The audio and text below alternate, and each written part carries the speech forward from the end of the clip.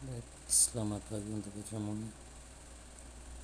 Perkenalkan, nama saya Franciscus Arianto Klau dengan NIM 241 kelas SKR. Di sini saya akan menjelaskan tentang pengendaraan jauh.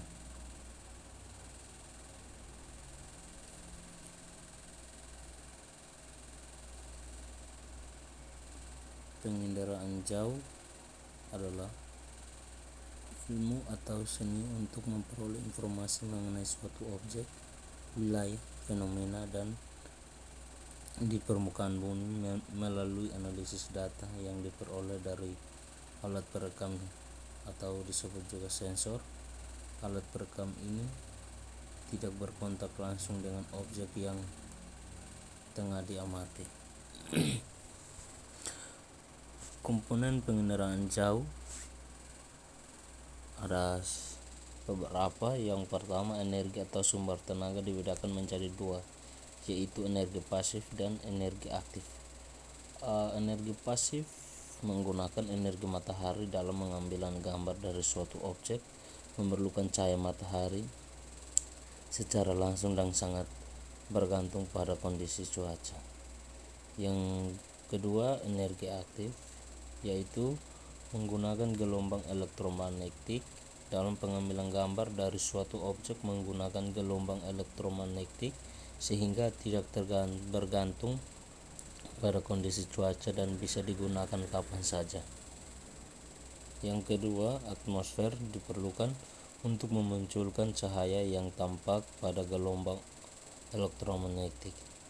Yang ketiga, objek merupakan sasaran dalam pengendaraan jauh, contohnya hidrosfer atau biosfer. Yang keempat, sensor komponen terpenting untuk merekam atau mengambil gambar dari suatu objek. Yang kelima, perolehan data dibedakan menjadi dua jenis, yaitu spesial dan non-spesial.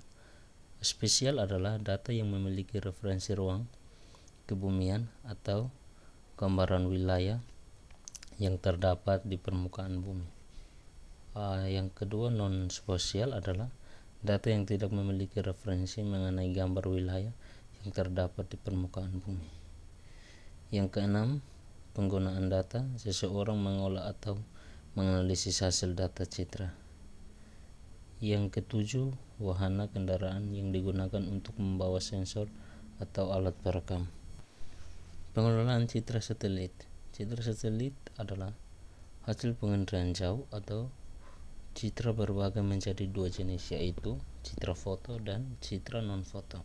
Citra foto dalam perekaman objek menggunakan sensor kamera. Lalu yang citra non-foto dan perekaman objek tidak menggunakan sensor kamera, tetapi ia menggunakan gelombang elektromagnetik atau gelombang spektrum elektromagnetik, contohnya sinar X dan gelombang radio. Pemanfaatan pengendaraan jauh. Yang pertama, hidrologi. Hidrologi ada beberapa macam. Yang pertama, mengamati arah sungai. Yang kedua, mengamati kecepatan aliran sungai. Yang ketiga, pemetaan luas daerah aliran sungai atau disebut juga DAS. Yang keempat, pemetaan luas daerah dan intensitas banjir. Yang terakhir, pemantauan daerah konservasi sungai. Yang kedua, bidang meteorologi, yaitu ada 3. Yang pertama, mengamati pola pengerakan angin. Yang kedua, mengamati iklim suatu daerah. Yang terakhir, membantu proses analisis cuaca. Yang ketiga, bidang oceanografi. Yang pertama, mengamati gelombang air laut dan pasang surut. Yang kedua, pemetaan potensi sumber daya laut. Yang ketiga, pemantauan perubahan pantai akibat abrasi atau sedimentasi. Hanya ini yang saya sampaikan. Sekian dan terima kasih.